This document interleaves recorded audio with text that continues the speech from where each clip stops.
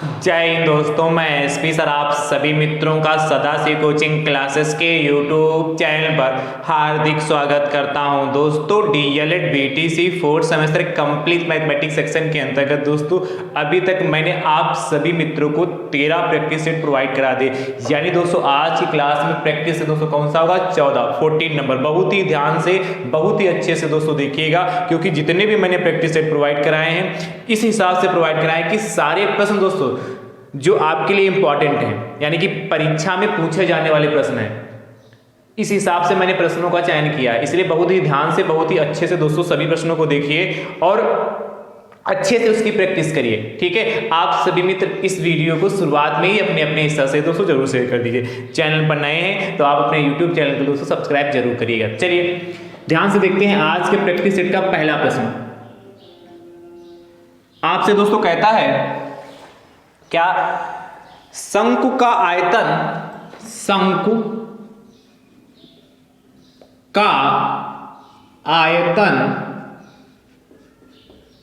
शंकु का आयतन 36 पाई सेंटीमीटर क्यूब, या यहां पर घन सेंटीमीटर लिख सकता है, सेंटीमीटर क्यूब है।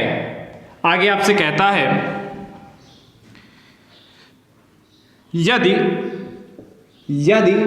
शंकु की ऊंचाई यदि शंकु की ऊंचाई आधार के व्यास की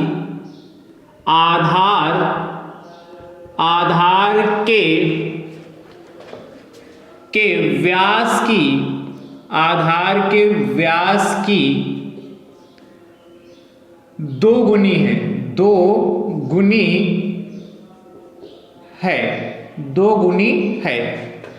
तो शंकु की ऊंचाई ज्ञात कीजिए। तो शंकु की ऊंचाई ज्ञात कीजिए। तो शंकु की ऊंचाई ज्ञात कीजिए। तो ध्यान से देखिएगा कैसे करेंगे। क्या कह रहा है? कह रहा शंकु का जो आयतन है 36 पाई सेंटीमीटर क्यूब है और एक कंडीशन दी है, कह रहा यदि शंकु की जो ऊंचाई है वह आधार के व्यास की दोगुनी है, आधार के व्यास की दोगुनी है, तो शंकु की ऊंचाई ज्ञात कीजिए। ध्यान से देखिएगा क्या लिखोगे। दिया है क्या शंकु का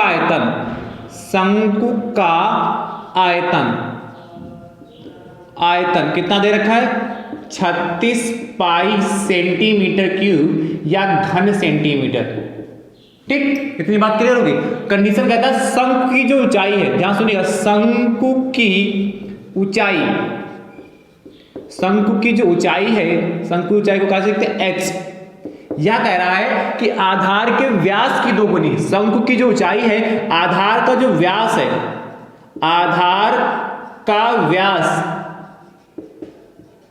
आधार के व्यास की दोगुनी है, तो इसको 2 से मल्टीप्लाई कर दें।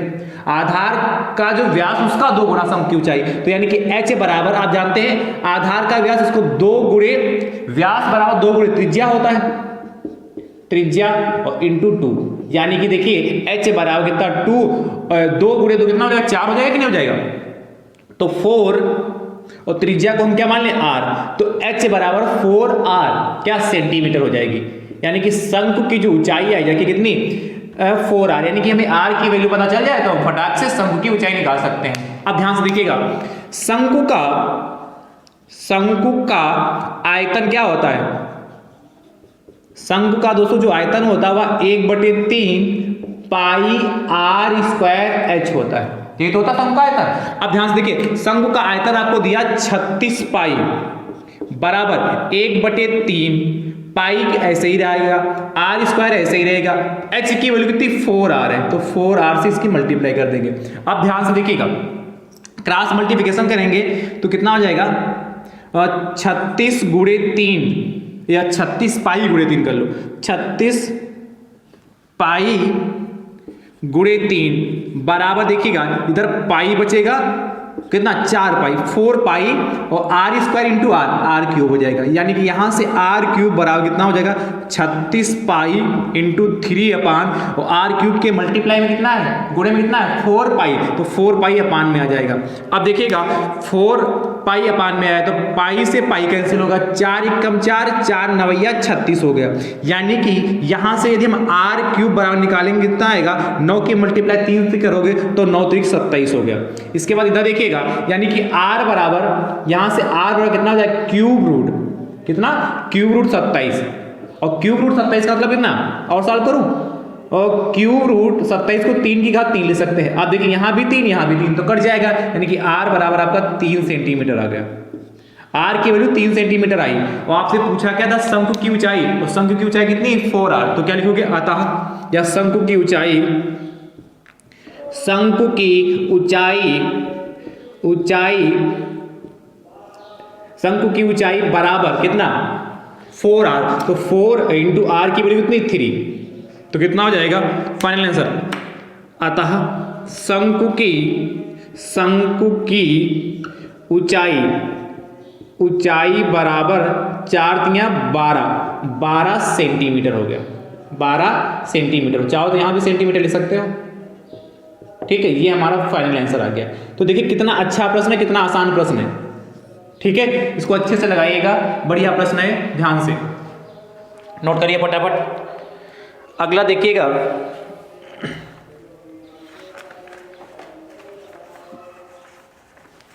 अगला प्रश्न आपसे कह रहा है, इसको नोट कर लिया, नोट करिए। अगला आपसे कहता है सेकेंड देखिए ध्यान से। सेकेंड कहता है शंकु का आयतन 9 पाई, ध्यान सुनिएगा कितना 9 पाई, 9 पाई सेंटीमीटर क्यूब है। और कहता है शंकु की ऊंचाई आधार की त्रिज्या के बराबर है। शंकु की जो ऊंचाई है आधार की त्रिज्या, यहां देखिएगा शंकु की जो ऊंचाई है वह आधार की त्रिज्या के बराबर है, क्या कह रहा है, कह रहा है यदि शंकु की ऊंचाई आधार की त्रिज्या के बराबर है तो हमें शंकु की ऊंचाई ज्ञात करना है। अब ध्यान से देखिएगा, सेम ऐसा ही प्रश्न है भाई। शंकु का आयतन जहां 36 पाई था वहां पर 9 पाई दे रखा, तो यहां पर 9 पाई सेंटीमीटर क्यूब लिखना, नीचे लिखना शंकु की ऊंचाई आधार की त्रिज्या के बराबर, यानी कि शंकु की ऊंचाई h बराबर यहां आधार की त्रिज्या यानी कि h बराबर r हो जाएगा। तो प्रश्न में जहां h है वहां सिर्फ r रख देना। जैसे यहां s की वैल्यू 4r के बराबर थी, यहां क्या करोगे इस वाले प्रश्न में सिर्फ h बराबर r, यहां क्या लिखोगे आधार की त्रिज्या, और आधार की त्रिज्या क्या r यदि मान ले तो h बराबर r हो जाएगा। तो सिर्फ फार्मूले में h की जगह r रख देना, बस सिंपल हो जाए, तरीके से सॉल्व कर लेना। और इसका उत्तर दोस्तों कमेंट बॉक्स में जरूर देना। अगला देखिएगा, बहुत ही शानदार प्रश्न। अगला तीसरा प्रश्न दोस्तों आपसे कह रहा है थर्ड क्वेश्चन आपसे कहता है कि क्या कहता है, ध्यान से देखिएगा। तीसरा प्रश्न कहता है सिद्ध कीजिए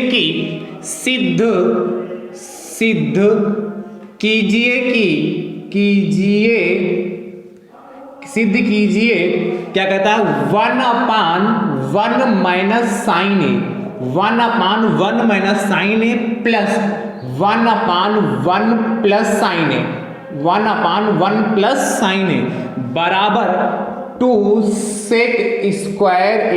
ये हमें सिद्ध करना है। अब ध्यान से देखिएगा कैसे करेंगे, बहुत ही शानदार प्रश्न है दोस्तों, ठीक है। इसको आप करें दोस्तों। यदि हमारी कही हुई बात आपको अच्छे से समझ में आ रही तो दोस्तों वीडियो को जरूर अपने स्तर से शेयर करते रहे, ठीक है। और वीडियो को लाइक भी जरूर करिए, कमेंट बॉक्स में जरूर बताइए कि जो मैं समझा रहा हूँ आप अच्छे से समझ पा रहे हैं कि नहीं समझ पा रहे हैं, ठीक है। चलिए आपसे कह रहा है सिद्ध कीजिए क्या 1/1 माइनस साइन ए। देखिए जब भी सिद्ध करने वाला प्रश्न होगा तो जो भी उसके आगे लिखा होगा वह ज्यों का त्यों आपको अपनी उत्तर पुस्तिका में नोट करना होगा। तो 1/1 माइनस साइन ए प्लस 1/1 प्लस साइन ए बराबर 2 सेक स्क्वायर ए, बराबर 2 सेक स्क्वायर ए हो गया। अब ध्यान समझिए इधर वाला पार्ट जो हमारा होता है वह LHS पार्ट कहलाता है और इधर वाला पार्ट जो हमारा होता है वह RHS पार्ट कहलाता है। तो ध्यान से देखिएगा, इसका LHS पार्ट हम ले लेंगे, तो LHS पार्ट नोट करिए, तो 1/1 माइनस साइन ए, 1/1 माइनस साइन ए प्लस 1/1 प्लस साइन ए। अब ध्यान से देखिएगा, यहां पर हम क्या करेंगे, एलसीएम लेंगे। देखिए यहां पर 1 माइनस साइन ए है, यहां पर 1 प्लस साइन ए है। देखिए ये अलग अलग है, इसीलिए दोनों क्या हो जाएंगे, एलसीएम 1 माइनस साइन ए और 1 प्लस साइन ए। अब ध्यान से देखिएगा, जैसे आप सिंपल तरीके से एलसीएम लेते वैसे ही है। अब इससे इस पूरे को भाग करोगे, जब पूरे को भाग करोगे तो 1 माइनस साइन ए कैंसिल हो जाएगा, बचेगा क्या आपके पास, 1 प्लस साइन ए। तो यहां पर क्या लिखोगे, 1 की मल्टीप्लाई 1 प्लस साइन ए से करोगे तो 1 प्लस साइन ए ही रहेगा, प्लस अब 1 प्लस साइन ए से इसको पूरे को डिवाइड करो तो 1 प्लस साइन ए क्या हो जाएगा आपका, कैंसिल हो जाएगा, बचेगा क्या, 1 माइनस साइन ए। अब ध्यान से देखिएगा, यहां पर प्लस का साइन ए है, यहां पर माइनस का साइन ए है, तो ये कट जाएगा भाई, प्लस का साइन ए में से माइनस का साइन ए जाएगा, जीरो ही बचेगा। तो ध्यान से देखिए क्या बचा हमारे पास, 1 प्लस 1 2 अपान, ये देखिए 1 माइनस साइन ए 1 प्लस साइन ए। आप जानते हैं क्या, चूंकि क्या a माइनस बी और a प्लस बी क्या होता है, ए स्क्वायर माइनस बी स्क्वायर। अरे भाई ऐसे लिखते हैं, ए स्क्वायर माइनस बी स्क्वायर की आइडेंटिटी जब आपसे पूछते हैं तो आप क्या बताते हैं, ए माइनस बी ए प्लस बी। तो देखिए ए माइनस बी, ए की जगह पर यहां 1 है और बी की जगह पर साइन ए है, समझ पाए कि समझ पा रहे, ए की जगह पर 1 और बी की जगह पर साइन ए। तो ए माइनस बी ए प्लस बी क्या होगा, ए स्क्वायर माइनस बी स्क्वायर, यानी कि 1 का स्क्वायर और माइनस बी यानी कि साइन ए का स्क्वायर, तो साइन स्क्वायर ए होता है। अब ध्यान देखिए, 1 का स्क्वायर तो 1 ही रहेगा, तो खाली 1 ही रखते हैं। और देखिएगा मैंने आपको आइडेंटिटी लिखा है, क्या है आप जानते हैं, चूंकि क्या होता है, कॉस स्क्वायर ए बराबर 1 माइनस साइन स्क्वायर ए, 1 माइनस साइन स्क्वायर ए होता है, ये होता कि नहीं होता। तो जहां पर कास स्क्वायर ए लिखा होगा उसके स्थान पर 1 माइनस साइन स्क्वायर ए लिख सकते हैं, या जहां पर 1 माइनस साइन स्क्वायर ए लिखा होगा उसके स्थान पर कास स्क्वायर ए लिख सकते हैं। तो यहां देखिए 1 माइनस साइन स्क्वायर ए लिखा है, इसके प्लेस पर क्या लिखेंगे, कॉस स्क्वायर ए। चाहो तो कास स्क्वायर थीटा बराबर 1 माइनस साइन स्क्वायर थीटा भी लिख सकते हैं। इसके बाद इधर देखिएगा, यहां पर इधर मैं सॉल्व कर दे रहा हूं, देखिएगा, या चलिए यहां सीधे आंसर लिखता हूं, आ जाएगा इतने में। इसी के आगे लिख दूं, आप इसी के नीचे लिखिएगा, यही लिख देता हूं, उसको हटा दे रहा हूं, ध्यान से देखिएगा, उसको हटा दे रहा हूं। देखिए 2 अपान कास स्क्वायर है। एक चीज और जानते हैं क्या, सेक ए बराबर होता है 1 अपान कॉस ए। इसीलिए मैंने कहा त्रिकोणमिति चैप्टर को बहुत अच्छे से पढ़े। चैप्टर 7 है, मैंने डीएलएड 4 सेमेस्टर मैथ्स का पूरा कंप्लीट सिलेबस आपको प्रोवाइड कराया है, और जिसके लिए मैंने विधिवत से एक प्लेलिस्ट भी बनाई जिससे सारे चैप्टर आप सीनियर वाइज देख पाए। प्लेलिस्ट का नाम है डीएलएड 4 सेमेस्टर मैथ्स 2024, इस नाम से प्लेलिस्ट बनी। जैसे आप इस पे क्लिक करेंगे सारे चैप्टर आप देख पाएंगे इसके अंतर्गत, पर त्रिकोणमिति वाला चैप्टर जरूर देखिए जाके, जिससे सारी बातें क्लियर होगी। तो कितना हो जाएगा, 2 ऐसे रहेगा, और देखिए 1 अपान कॉस ए, तो देखिए इसको लिख सकते हैं ऐसे 2 × 1 अपान कॉस ए का होल आप इसको लिख सकते हैं कि नहीं लिख सकते, देखिए इसको 2 1 अपान कॉस ए का होल आप स्क्वायर भाई 2 बाहर है, तो आप इसको जब ओपन करोगे तो 1 का स्क्वायर और 1 की मल्टीप्लाई 2 से करोगे तो 2 ही तो रहेगा, अपान में कास ए का स्क्वायर तो कास स्क्वायर ए हो जाएगा। 1 अपान कास ए कितना होता है, सेक ए होता है, तो 2 × सेक ए का स्क्वायर, तो आप जानते हैं 2 कितना, सेक स्क्वायर ए हो जाएगा। तो कितना हो जाएगा यहाँ पर, देखिए 2 सेक स्क्वायर ए आ गया, देखिए 2 सेक स्क्वायर ए ही लाना था, तो ये हमारा RHS प्रूव्ड। ये लाइन आप इसी के नीचे ही लिखिएगा, ठीक है, ये हमारा सिद्ध हो चुका है। ठीक है, समझ पाए कि नहीं समझ पाए। चाहो तो इसको भी, चाहो तो आप जो मैंने किया है यहाँ पर, ये आप यहाँ पर इसे के नीचे कर सकते हैं, लास्ट में स्टेप लिख सकते हैं, चाहो तो आप ये कर सकते हैं यहाँ पर। वैसे डायरेक्ट इसके बाद ये भी लिखेंगे तब भी कोई गलत बात नहीं, जो जो यूज हुआ वो मैंने इधर लिख दिया है। ठीक है, अगला देखिएगा, तीसरे के बाद चौथा, फोर्थ दोस्तों क्वेश्चन आपसे कहता है, नोट करें ध्यान से इसको, 4th नंबर देखिएगा, ठीक है, इसको नोट कर लीजिए। 4th बहुत शानदार प्रश्न है। नीचे दी गई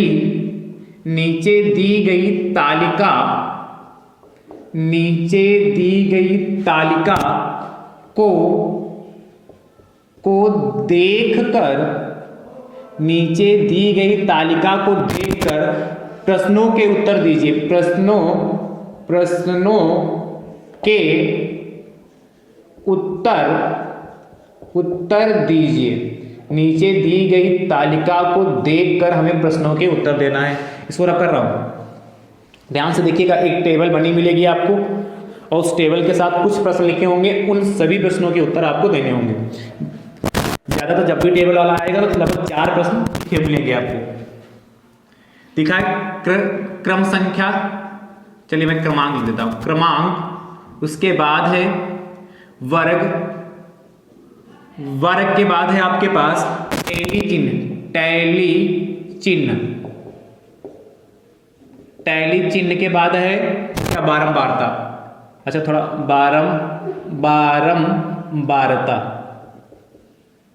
ठीक है, टैली चिन्ह हो गई, उधर बारंबारता हो गई। अब ध्यान से देखिएगा, ये टेबल इस तरीके से आपको बनी मिलेगी। देखिए क्रमांक 7 तक गया है, 1 2 3 4 5 6 7, यहां तक 200 टेबल आपको बनानी है, नीचे का बाकी सब बेकार। अब देखिएगा इसमें क्या दिया हुआ है। इसमें आपसे कहता है वर्ग में 5 से 10, 10 से 15, 15 से 20, 20 से 25, 25 से 30, 30 से 35 और 35 से 40। देखिए इसमें टैली बनी है 11, 1 2 3 4 और 5, 1 2 3 5 10 हो गए, 11 हो। इसमें 4 टैली है, 1 2 3 4, इसमें 12 है, 5 5 5 के पेयर होते हैं ना, बंडल होते हैं, ये 12 हो गए। इसमें 18, 1 2 5 हो गए, 10 15 16 17 18, और नीचे वाले में कितना है, 1 2 3 4 5 10 और 4 14, इसमें कितना है 3, 1 2 3, और इसमें कितना है 10, 1 2 3 4 5, 1 2 3 4 1 5 10 हो गए। यानी कि इसमें 11 हो गए, इसमें 4 हो गए, इसमें 12 हो गए, इसमें 15 3 18 हो गए, इसमें 10 4 14 हो गया, इसमें 3 हो गया और इसमें हो गया 10। अब ध्यान से देखिए प्रश्न क्या कह रहा है। पहला प्रश्न आपसे कहता है फर्स्ट, इस तालिका में कितने वर्ग हैं। इस तालिका में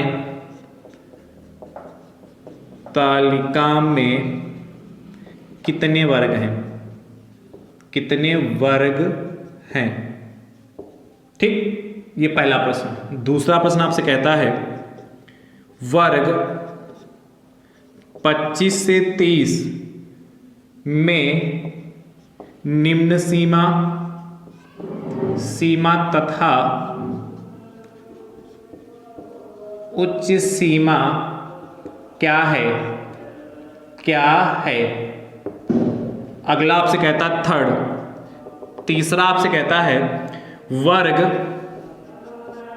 30 से 35 में वर्ग अंतराल, मतलब परास, वर्ग अंतराल, क्लास इंटरवल, वर्ग अंतराल कितना है, कितना है, ठीक। अगला तीसरे के बाद इधर मैं लाइन खींच देता हूं।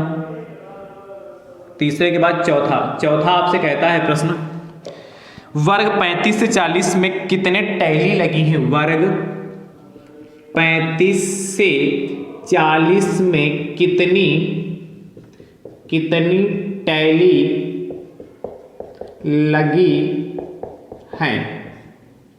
लगी हैं। अगला फिफ्थ कह रहा है किस वर्ग की बारंबारता 10 है, किस वर्ग की बारंबारता 10 है। अगला प्रश्न कहता है, देखिए थोड़ा लिखने में भले समय लग रहा है पर प्रश्न बहुत आसान है। छठा कहता है तालिका में कुल कितने टैली चिन्ह हैं। तालिका में कुल कितने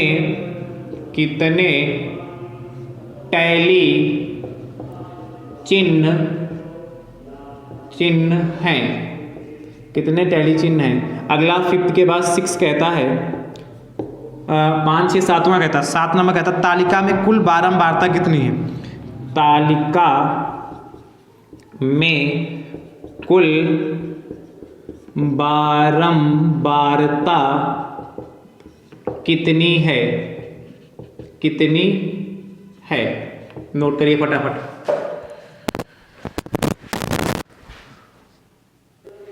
अंतिम प्रश्न 7th नंबर, किस वर्ग की बारंबारता 5, 6, 7वां कह रहा है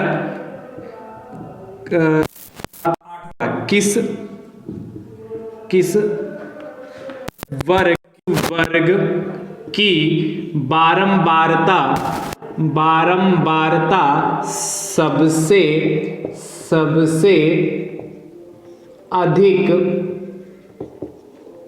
है? किस वर्ग की बारंबारता सबसे अधिक है? ध्यान से प्रश्नों को देखिएगा, क्योंकि दोस्तों तो कम से कम 4 प्रश्न इस तरीके से पूछेगा। यहां तो 8 प्रश्न दिए, पर 4 प्रश्न दोस्तों पूछे जाने की ज्यादा संभावना रहती है। ध्यान से देखिएगा, तालिका को देखकर प्रश्नों के उत्तर दीजिए। पहला प्रश्न आपको कहता है ये तालिका बनी है, करेंगे 1 2 3 4, और जो तीसरी लाइन खींची गई इसको भी काउंट करते हैं। जब मैंने आपको चैप्टर पढ़ाया तो समझाया भी था, ठीक है। 1 2 3 4, तीसरी लाइन 5, तो 1 2 3 4 5, और देखिए 5 5 10 11, देखिए जितने टैली चिन्ह लगे होंगे वही उसकी बारंबारता होगी। देखिए 4 टैली चिन्ह तो 4 बारंबारता, 12 टैली चिन्ह तो बारंबारता 12, 18 टैली चिन्ह 5 5 10 5 15 3 18, तो 18 बारंबारता। बात समझ पाए? तो पहला प्रश्न है इस तालिका में कितने वर्ग हैं? देखिएगा इस तालिका में कितने वर्ग हैं? 7 ही वर्ग हैं। इस तालिका में कितने वर्ग हैं? 7 वर्ग हैं। इस तालिका में 7 वर्ग। अच्छा, आप चाहो तो वर्ग में 5 से 10, 10 से 15, 15 से 20, 20 से 25, 25 से 30, 30 से 35 तथा 35 से 40, 35 से 40 कुल 7 वर्ग हैं। इस तरीके से भी आप लिख सकते हैं। अगला वर्ग 25 से 30 में निम्न सीमा तथा उच्च सीमा, लोअर लिमिट तथा अपर लिमिट। तो निम्न मतलब जो छोटा होगा वो निम्न सीमा होगा, जो बड़ा होगा वो उच्च सीमा होगा। तो लिखोगे क्या? लिख लेना पूरा। वर्ग 25 से 30 में निम्न सीमा बराबर 25 तथा उच्च सीमा, जो मैं बोल रहा हूं वही लिखिएगा, उच्च सीमा बराबर 30। क्या मैं दोबारा बोल रहा हूं? वर्ग 25 से 30 में निम्न सीमा 25 तथा उच्च सीमा 30 है। इस तरीके से लिखिएगा पूरा आंसर। वर्ग 30 से 35 में वर्ग अंतराल कितना? वर्ग अंतराल कैसे निकालते हैं? उच्च सीमा से निम्न सीमा को घटाते हैं। तो क्या लिखना? वर्ग अंतराल बराबर क्या? उच्च सीमा माइनस निम्न सीमा, उच्च सीमा माइनस निम्न सीमा। उच्च सीमा आपकी कितनी है? 30, और निम्न सीमा कितनी है? 25, यानी कि 5 का। तो वर्ग अंतराल कितना है? 5 का। ठीक है। अगला वर्ग कितने टैली लगी? 35 से 40 में कितने टैली लगी? ध्यान से देखिए, 35 से 40 में कितने? 10 टैली। देखिए यहां भी देखिए 10, यहाँ देखिए 5 5 10। तो लिखना, मैं पूरा लिखो लोगे, मैं डायरेक्ट लिख दूं? लिखना वर्ग 35 से 40 में 10 टैली लगी हैं। इस तरीके से भैया आंसर लिखिएगा। कहो तो मैं लिख दूं, ठीक है। अगला किस वर्ग की बारंबारता 10 है? देखिए किस वर्ग की बारंबारता 10 है? तो 35 से 40 लिखना। वर्ग 35 से 40 की बारंबारता 10 है। कि चलो मैं लिख देता हूं कि बारंबारता 10 है, कि बारंबारता 10 है। अगला देखिएगा, तालिका में कुल कितने टैली चिन्ह लगे हैं? तो जितने टैली चिन्ह होंगे वही उसकी बारंबारता होगी। ध्यान सुनिएगा, जितने उसमें टैली चिन्ह होंगे वही उसकी बारंबारता होगी। चाहे बारंबारता को जोड़ लो, चाहे टैली चिन्ह को जोड़ लो। तो देखिएगा 11, देखिए 1 और 4 5 2 7 8 7 15 15 4 19 3 22 2 1 3 1 4 1 5 1 6 7 72, यानी कि तालिका में कुल कितने टैली चिन्ह लगे? 72 टैली चिन्ह लगे हैं। तो लिखना तालिका में कुल 72 टैली चिन्ह हैं। पूरा ऐसे लिखिएगा, पूरा लिखिएगा लाइन में, तालिका में कुल 72 टैली चिन्ह हैं। अगला, तालिका में कुल कितनी बारंबारता? जितनी टैली चिन्ह होंगे उतनी ही बारंबारता होगी। तो तालिका में कुल 72 बारंबारता, तालिका में कुल बारंबारता 72 है। लास्ट प्रश्न, किस वर्ग की बारंबारता सबसे अधिक है? तो देखिएगा वर्ग, देखिए 18, देखिए सबसे ज्यादा क्या बारंबारता 18, और 18 किसके सामने आता है? 20 से 25। तो लिखना वर्ग 20 से 25 क्या वर्ग 20 से 25 की बारंबारता सबसे अधिक है। जैसे किया है वैसे क्या इसको अच्छे से कर लीजिए, ठीक है। अगला देखिएगा, पूरा पूरा लिखिएगा, खाली 72 लिख के मत छोड़ दीजिएगा। अगला फोर्थ के बाद फिफ्थ कहता है आपसे, पांचवा प्रश्न कहता है नीचे दी गई तालिका को देखकर प्रश्नों के उत्तर दीजिए। यही वर्ग यही है, सिर्फ मैं यहां पर टैली चेंज कर रहा हूं। ये यहां पर 10 है, ठीक है, यहां पर 5 7 है, यहां पर 13 है, यहां पर 15 है, और यहां पर अरे ज्यादा हो गए, 5 5 10, 5 15 तो 17 है, ठीक है। अगला यहां पर 2 है और यहां पर 12 है, ठीक है। इस तालिका में कितने वर्ग हैं बताइएगा। वर्ग 25 से 30 में निम्न सीमा तथा उच्च सीमा बताइएगा। वर्ग 30 से 35 में, चलिए 30 से 35 मैं कर दे रहा हूं, 35 से 40, 35 से 40 में वर्ग अंतराल कितना है। वर्ग 35 से 40 में कितनी टैली लगी है। 35 से 40 नहीं, अब 25 से 30 कर लीजिए। 25 30 हो गया, 30 से 35, 30 से 35 में कितनी टैली लगी हैं। अगला प्रश्न की बात हो रही, किस वर्ग की बारंबारता 10 है। तालिका में कुल कितने टैली चिन्ह लगे हैं। तालिका में की कुल कितनी बारंबारता है। किस वर्ग की बारंबारता सबसे अधिक है। यही सारे 8 के 8 प्रश्न हैं। सभी के उत्तर दोस्तों कमेंट बॉक्स में जरूर दीजिएगा, नोट करिए, ठीक है। अगला देखिएगा, इसको रख करूं तो थोड़ा बड़ा प्रश्न था पर आसान है, क्योंकि सिर्फ तालिका को देखकर आपको क्या प्रश्नों के उत्तर देना है। इसको रख कर दो ना, ये 5 प्रश्न हुए हैं। छठा प्रश्न देखिएगा,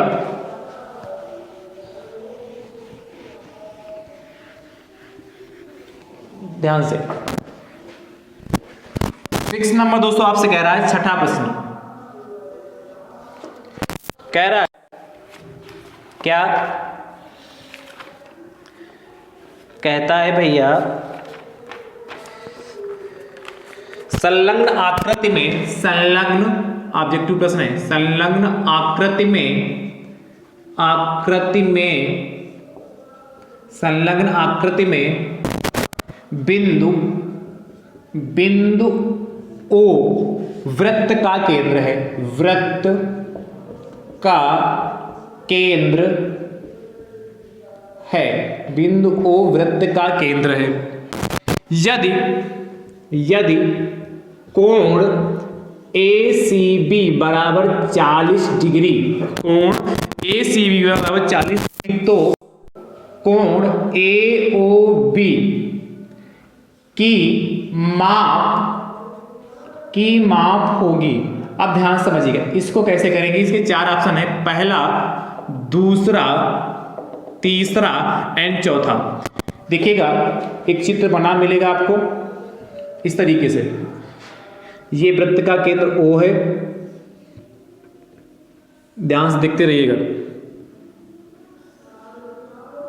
इस तरीके से बना है। और ये A है, ये C है, ये D है और ये B है। ये कोण आपके पास 40 डिग्री है।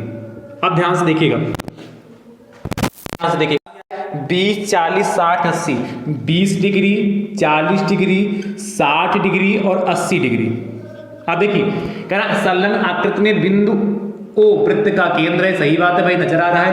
यदि ACB आपका 40 डिग्री है, तो आपसे कह रहा AOB यह वाला कोण चाहिए। अब देखिए आपको मैंने बताया था कि वृत्त के केंद्र पर बना कोण परिधि पर बने कोण का दोगुना होता है। क्या, वृत्त के जो केंद्र पर बना कोण, इसे कोण क्या बना AOB वृत्त के केंद्र पर बना, वृत्त के केंद्र पर बना कोण परिधि पर बने कोण का दोगुना होता है ACB। बस इतना ध्यान रखना। ये स्टेटमेंट आप ध्यान से सुनिए, वृत्त के केंद्र पर बना कोण परिधि पर बने कोण का दोगुना होता है। इसीलिए कोण AOB बराबर 2 गुणे कोण ACB, तो 2 गुणे ACB कितना हो जाएगा 40, यानी कि कोण AOB बराबर कितना 80 डिग्री। ठीक है, तो यानी कि ऑप्शन नंबर आपका कौन सा 4 सही हो जाएगा। 6 के बाद 7 देखिएगा, कह रहा संलग्न आकृति में बिंदु O वृत्त का केंद्र है ACB, आपसे कह रहा 50 डिग्री, ठीक है। तो कोण AOB की माप होगी, AOB की माप होगी, फिगर में भी बदल दे रहा हूं, ये 50 डिग्री है, ठीक। ऑप्शन देखिएगा, ऑप्शन आपसे कह रहा है ध्यान से 40 डिग्री, 60 डिग्री, 100 डिग्री और 120 डिग्री, ठीक है। जो भी ऑप्शन इसमें सही है उसको टिक करिएगा और इस प्रश्न का उत्तर दोस्तों कमेंट बॉक्स में जरूर। भले ही प्रश्नों की संख्या कम थी पर जो भी मैंने प्रश्न लिए उस सारे दोस्तों आपके इंपॉर्टेंट है, इसलिए बहुत ही ध्यान से देखिएगा। इस वीडियो को आप सभी मित्र अपने अपने स्तर से जरूर शेयर करिएगा। अब हमारी आपकी मुलाकात अगले वीडियो के साथ होगी, तब तक के लिए आप सभी मित्र स्वस्थ रहिए, मस्त रहिए, मुस्कुराते रहिए। थैंक यू सो मच दोस्तों, राधे राधे दोस्तों।